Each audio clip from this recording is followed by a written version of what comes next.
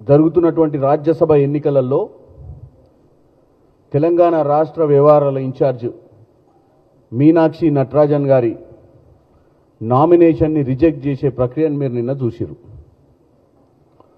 ముఖ్యంగా గతంలో కూడా మీరు చూసిర్రు, బీజేపీ ఎట్టి పరిస్థితుల ఎన్నికలను వాళ్ళ ఖాతాలలో వేసుకోవాలని ఎన్నో రకాల ప్రక్రియలతో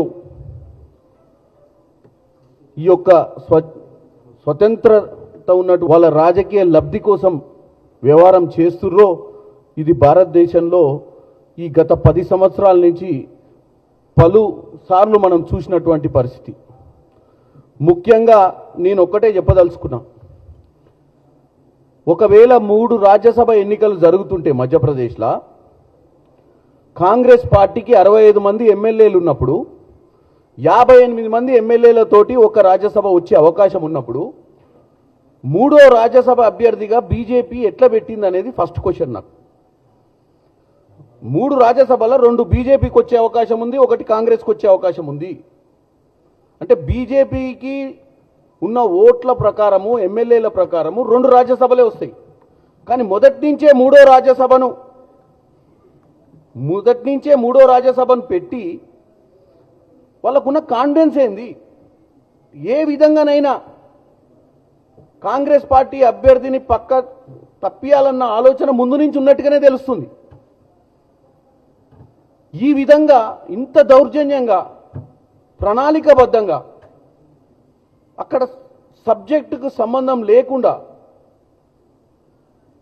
ఏ విధంగానైతే ఈరోజు ఇంత దౌర్జన్యానికి పాల్పడుతుందో ఎలక్షన్ కమిషన్ ఆఫ్ ఇండియా, ఇప్పుడు 12 గంటలకు వాళ్ళు తీసుకునేటువంటి నిర్ణయాన్ని బట్టి దేశ ప్రజలు ఆలోచించాల్సిన అవసరం ఉంది.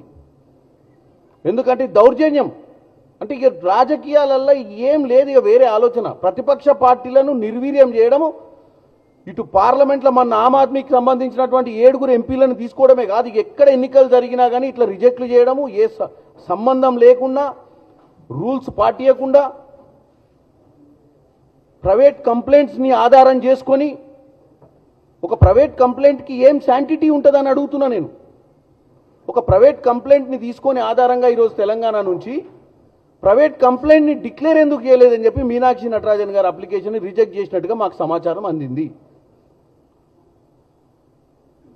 బిఎన్ఎస్ఎస్ సెక్షన్ 233 ప్రకారము ఎట్టి పరిస్థితుల్లో ప్రైవేట్ కంప్లైంట్ అనే దాన్ని ఫామ్ 26 అఫిడవిట్లో రాయాల్సిన అవసరం లేదనేది రూలు. మరి ఆ రూల్కి విరుద్ధంగా ఇంత దౌర్జన్యంగా అంటే ఎవరు పట్టించుకోరనా? నరేంద్ర మోడీ గారు మీకు ఒకటే చెప్తున్నా, ముఖ్యంగా మీరు భారతదేశంలో అత్యధిక కాలము ప్రధానమంత్రిగా ఈ రోజు నుంచి మీరు గతంలో నెహ్రూ గారి రికార్డు బ్రేక్ చేసినా అని సంబరాలు చేసుకుంటున్నట్టు. ఎన్ని సంవత్సరాలు మనం అధికారంలో ఉన్నామని కాదు, ఎంత స్వచ్ఛందంగా ఎంత ప్రజాస్వామ్యాన్ని కాపాడే విధంగా మనం అధికారం చెలాయించడం అనేది ముఖ్యం. నరేంద్ర మోడీ గారు మిమ్మల్ని ఏం మ్యాండేట్ ఇచ్చి ప్రధానమంత్రి చేయలే, మీకు 274 సీట్స్ రాలే.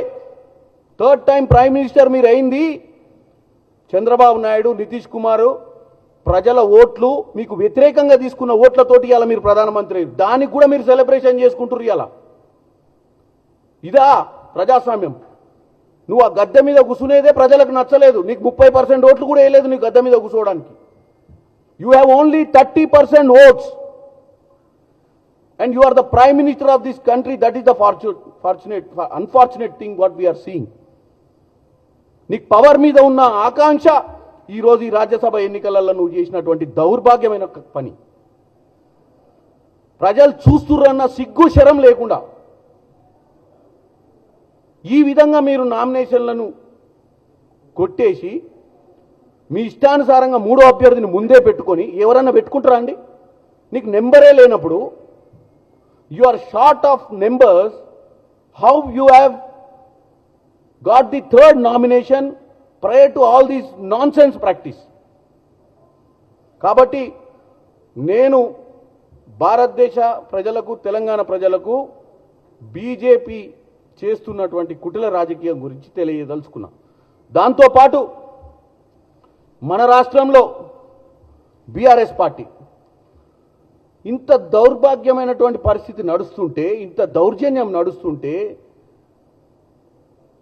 ఇంత మిస్యూజ్ ఆఫ్ పవర్ నడుస్తుంటే, మీరు పక్క నుంచి ఇక్కడున్న కాంగ్రెస్ పార్టీని బద్నాం చేసే పనిలో పడ్డారు. ఐటీ మినిస్టర్గా కేటీఆర్ గారు నేర్చుకుంది ఏందే అంటే ఈ తెలుగు స్క్రైబ్ పెట్టించుడు నేర్చుకుంటు. ఇదానే కేటీఆర్ రోజు ఇదే పని మీకు? భారతదేశంలో ప్రజాస్వామ్యం కూని కాపాడుతున్న సమయంలో నువ్వు పెట్టాల్సిన పోస్టులు ఏంది? బీజేపీకి ఎగెనెస్ట్గా పెట్టాల్సిన పోస్టు పెట్టకుండా అక్కడ నామినేషన్ రిజెక్ట్ అయితే దానికి కాంగ్రెస్ పార్టీ నాయకుడు రేవంత్ రెడ్డి గారికి లింక్ పెట్టి ప్రజల్ని తప్పుదో పట్టేయాలని ఈ దరిద్రపు తెలుగు స్క్రైబ్ దాంట్లో చూపిస్తారా? ఇదా తెలంగాణ ప్రజలు చూడండి. ఈ తెలుగు స్క్రైబ్ అనే దాన్ని మీరు వెనకకు పోయి చూడరు. ఎక్కడన్నా మాట్లాడితే 4 మధ్యన అతికిచ్చేసి తప్పుడు ప్రచారం. ఇది చూడండి, దీంట్లో మీనాక్షి నటరాజన్ గారి నామినేషన్ వెనుక కుట్ర అని. దీని మీద నేను ఈరోజు deputy commissioner of police cyber క్రైమ్స్లో ఈ తెలుగు స్క్రైబ్ ఛానల్ మీద కూడా కంప్లైంట్ ఇవ్వడం జరిగింది. ఎందుకంటే దేనికైనా ఒక లిమిట్ ఉంటుంది. ఇవాళ బీఆర్ఎస్ పార్టీ చెప్పాలి, మరి మీరు సమర్థిస్తుర్రా మధ్యప్రదేశ్లో జరిగిన దాన్ని? మధ్యప్రదేశ్లో జరిగినటువంటి ఎలక్షన్ కమిషన్ తీసుకున్నటువంటి నిర్ణయాన్ని సమర్థిస్తుర్రా?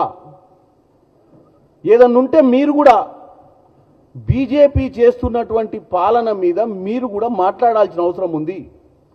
ఇలా కాంగ్రెస్ బీఆర్ఎస్ ఇక్కడ పోటీలో ఉండొచ్చు, కానీ ప్రజాస్వామ్యాన్ని కాపాడే సమయం వచ్చినప్పుడు పొలిటికల్ పార్టీలకు సంబంధం లేకుండా, పొలిటిక్స్కి సంబంధం లేకుండా కలిసి కట్టుగా ఉన్నప్పుడే రేపు ప్రజాస్వామ్యాన్ని కాపాడగలుగుతాం, అన్ని పొలిటికల్ పార్టీస్ బతకగలుగుతాయి.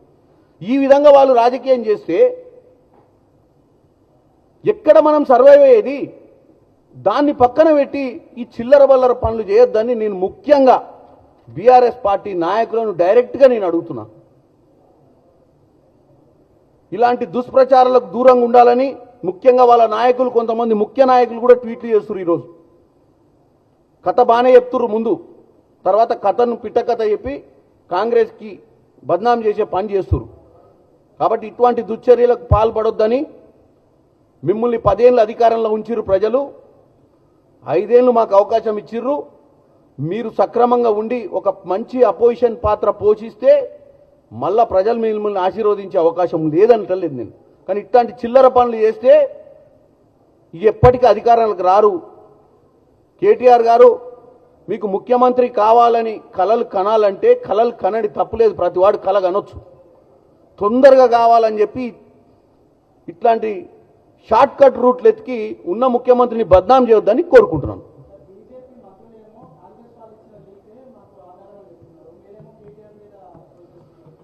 బీజేపీ వాళ్ళు, కేటీఆర్ అందరూ ఒక తానుకు చెందినటువంటి గుడ్డలు. ఇప్పుడు నేను ఒక్కటే చెప్తున్నా, ఇక్కడి నుంచి ఎవరు ఇన్ఫర్మేషన్ ఇచ్చిర్రు, ఇక్కడి నుంచి ఎవరు ఇటువంటి ప్రచారం చేస్తుర్రు, ఈ ప్రచారం చేసేటోళ్ళే ఈ private complaint. First of all complaint అనేది అథెంటిసిటీ లేదు. ఫస్ట్ నేను చెప్పిందే రూల్ అది. ఒక ప్రైవేట్ కంప్లైంట్కి మీనాక్షి నటరాజన్ గారు ఇక్కడ ప్రైవేట్ కంప్లైంట్ ఫైల్ అయితే ఆమె రిప్లై ఇచ్చిర్రు. దాన్ని ఫామ్ 26లా కేసు కింద పరిగణ తీసుకోవాల్సిన అవసరం లేదని బిఎన్ఎస్ఎస్ యాక్ట్లోనే ఉంది.